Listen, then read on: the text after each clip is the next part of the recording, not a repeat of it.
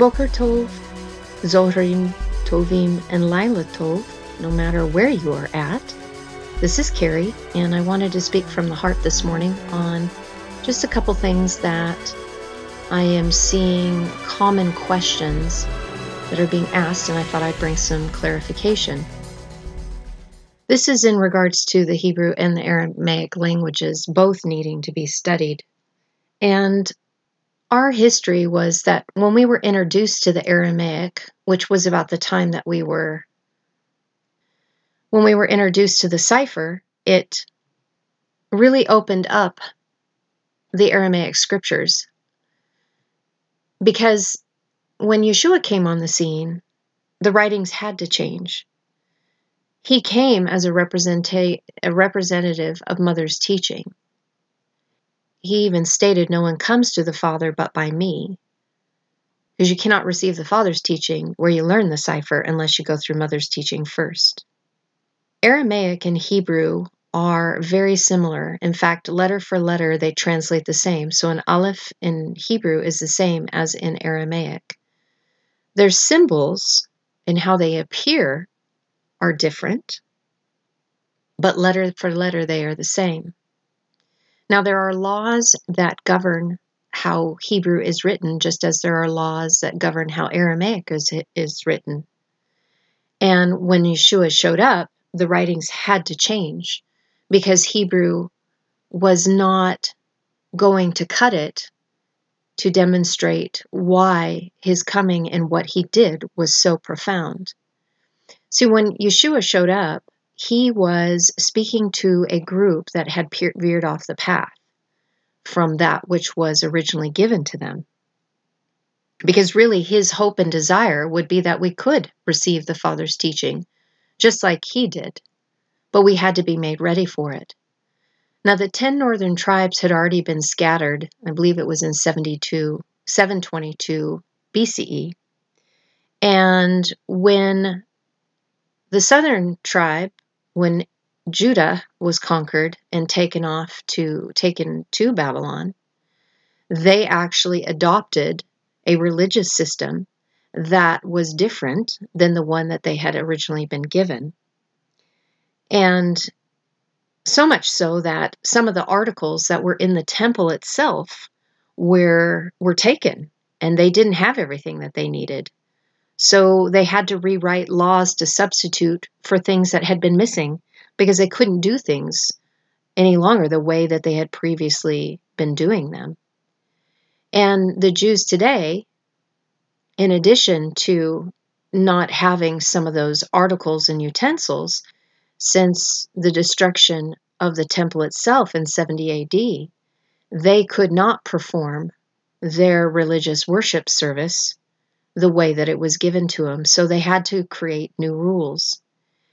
They teach from the Babylonian Talmud, which was written by man and added to when they were in captivity in Babylon. And so they didn't possess the cipher.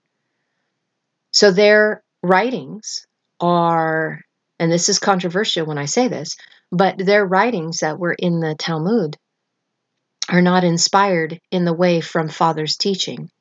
Yeah, they were written in Hebrew, but without the cipher, there was no way to encode anything through spirit that would actually cause change in man and actually would create more bondage.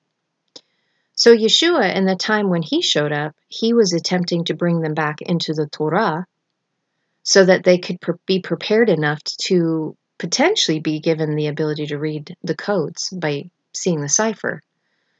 But unfortunately, the religious ones didn't see it and couldn't see it, nor will any religious people be able to see it today. So again, the laws in the Aramaic differ than that which is in Hebrew. And when Yeshua came, what he did was so profound, and I'm not speaking from the Christian standpoint here, but rather through the presentation of the teachings, that a different language had to be utilized.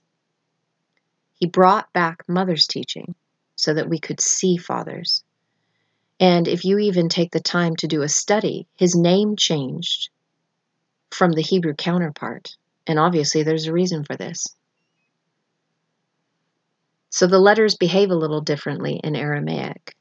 Not a lot, but significant enough that when you can comprehend the cipher and see the codes, as one example, the aleph on the suffix and the dalet on the prefix consistently in Aramaic versus their positions in Hebrew, over time, these things will make perfect sense and will bless anybody that's studying this immensely. So, clarifying, Mother's teaching is based in Hebrew. She teaches the divine masculine, which is linear in thinking and is more about the tough love approach. Father's teaching is based in Aramaic. He teaches the divine feminine, which is spiral thinking and is about mercy and grace. So mother equals truth and father equals spirit. I am looking for those who would worship in spirit and truth. Well, this is a quote from the English Bible, but it does explain this concept very well.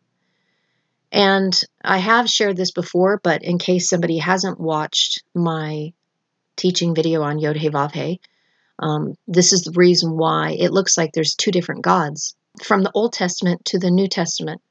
One that was angry and one is full of grace and mercy.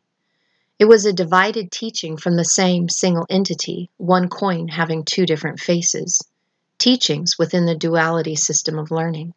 So when you look at the languages, the letters, the symbols look different, but an aleph is an aleph, a bet is a bet, whether it's in Aramaic or Hebrew. I have a study book that I use that helps me, that it is written in the Aramaic font, but there's a supplemental book that has it all translated into the Hebrew font because that's the one I'm most familiar with. I'm learning the Aramaic. It's just a slow process, and sometimes my husband and I say that our brains just aren't big enough. So between the two, between the Hebrew and the Aramaic, it actually fills us up so that we can have the divine sacred marriage between linear thinking and spiral thinking, between the divine feminine and the divine masculine being united as one. Is essentially in oneness is where we will find the duality that exists as one within source, as male and female being one. And the only thing I can say is that for those who want to hold to the construct of Hebrew, you can do that. I'm not saying that you have to come over to the Aramaic. And if you're not thoroughly convinced, then that means the Spirit isn't drawing you. And we need to be about where the Spirit has us, because that's where we are going to have the bulk of our growth occur until we are at the place where the Spirit can lead us in another direction, all headed towards the same direction, but being expanded in our consciousness, we can take in more information. I do want to share, though, that I've had lots of questions, and I know that people are looking for absolutes. I have, since been studying the languages through the cipher, I've had many of my rough edges smoothed out. And this is in regards to Sabbath, feast days, Book of the Covenant, Book of the Law. We have toned down our approach. And the reason is that our lenses are much different than they used to be. And for me personally, because I can't speak for my husband, but I know my path. The reason why I see different is because I no longer fear. When I was in Mother's teaching, as I didn't know there was a Father's teaching, I was constantly ruled by fear. What if I didn't keep the right Sabbath day? Or the exact day of the feast? Or if I screw up on Sabbath? And what calendar are we to keep? And is the Sabbath starting at sunrise or at sunset? And what if I'm not doing the feast correctly? OMG, we are doomed. That literally was my thought. And that isn't an exaggeration. Back then, God, Source, Father, however you want to call him, or it, or the divine being, was very scary to me as I was very distant. And for me, it was like he was a disapproving father unless I towed the line, but I couldn't find the line, so he was always disapproving of me. But I was sure that there was things that I was doing that was correct, and so I judged everyone and made sure that I shared my thoughts on how we should be living. Needless to say, it alienated me as I was really projecting my own judgment of self onto others, and I never felt at peace. I was just moving from one point of fear to another, exchanging one for another. And that's really as honest as I can see it now. Not back then, but now. When we entered into the cipher, which is the Father's teaching portion, after 2 years, that's when our approach started changing. So attitudes started to shift and the edges were smoothed. And what we realized is that Mother's job is to tame our beast ego nature by and through strict guidelines. It is through her guidelines that we know where the fence is for our own good, even though we may not be able to see it at the time, much like dealing with a wild animal that needs to be tamed, as they can be dangerous if they're not. I always use the example of a horse in the process of training them, or I can even liken it to a dog with a boundary shock collar, and after a while, they figure out where the boundaries are, and then the shock collar is no longer needed because they know the boundaries. What I'm saying is we become Mother's teaching, and since she is a gate to the Father, we vibrate to her frequency, allowing us to pass through her teaching so that we can then receive the Father's, because we have become her. Her teaching, like I shared, is the tough love portion, the divine masculine linear approach, as there is a protocol to approach with the Father. She readies us for that, as she is the truth, showing us the walk and the way, the protocols. With Father's portion, he teaches us how to vanquish the beast ego nature in totality. This beast resides in us, and it is with us. It sits on the throne of our brain, the term used for the amygdala, and controls us through fear. This allows us to be easily manipulated through fear if we don't tame it and get rid of it. The beast says that we are separate from everyone. That's the ego. It fears what it doesn't know intellectually. It fears scarcity as the only way it can survive through our host body is if there is enough. So if there is scarcity, it goes into survival mode, which then brings about the beast, and we lose the essence of our ability to love. It's very parasitic in its nature, and it feeds off our fear. Mother utilizes this in a positive sense because it is her desire that we would vanquish it as the final outcome, but knows that it is a process in doing so because it does take time.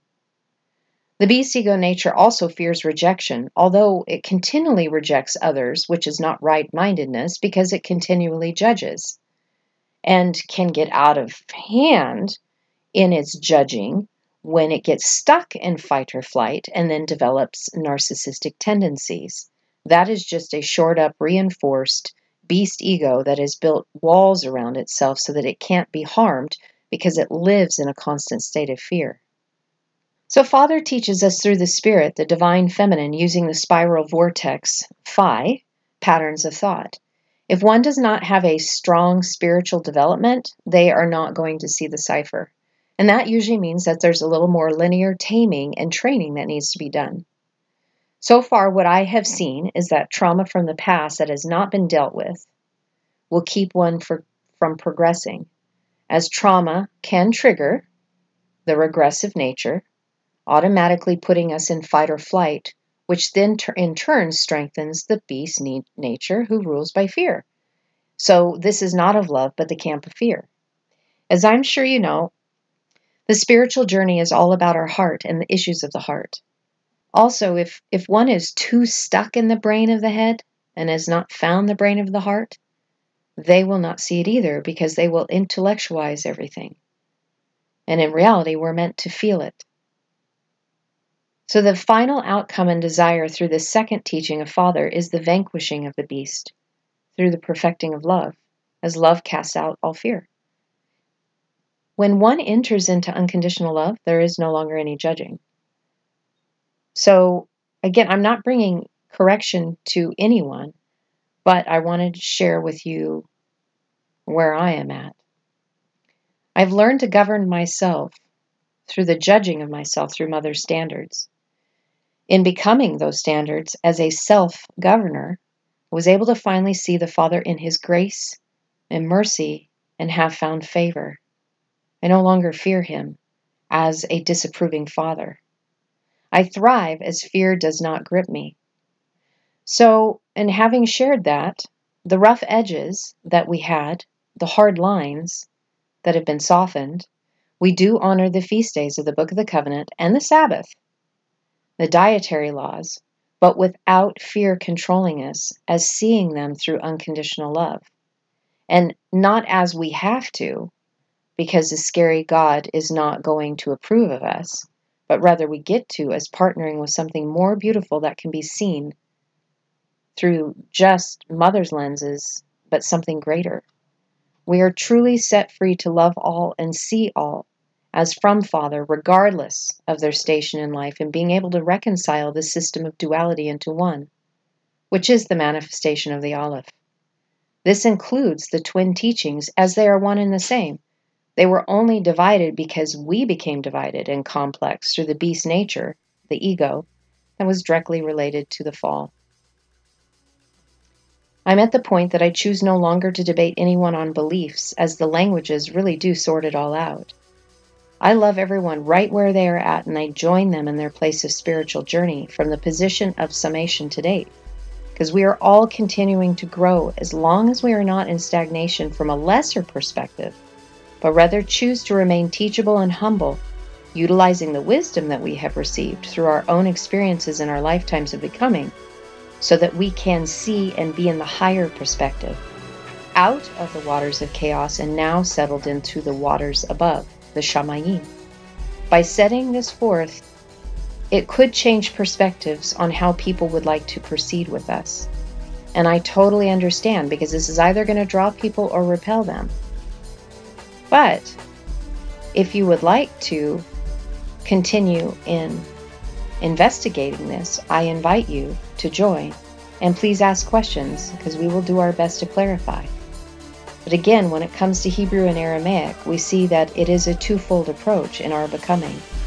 And I look forward to sharing more about the Aramaic perspective, so that you can see the wonderful things that took place when Yeshua came, and the door that he opened so that we could access the cipher and see the Father's teaching, so that we would have the fullness of becoming what was intended as the manifested sons and daughters who vanquish the beast ego and realize that we are all one. I and my Father are one, and we choose and have become the path of unconditional love. Shalom, shalom, and namaste.